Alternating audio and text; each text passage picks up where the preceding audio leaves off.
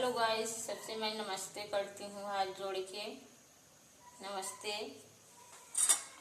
एक मैं सोहर गीत सुनाना चाहती हूँ, आप लोग सुनिए। जैसे कहे कि छठी बार ही वही गीत है तो सुनावत ही हम।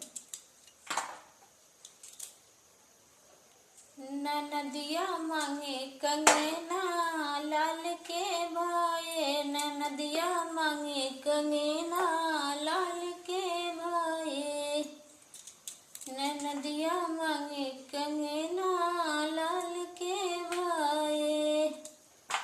उहो कंगनवा हमरे ससुर के कमाई, उहो कंगनवा हमरे ससुर के कमाई, कंगनवा ना देवे नंदी लाल के भाई, कंगनवा ना देवे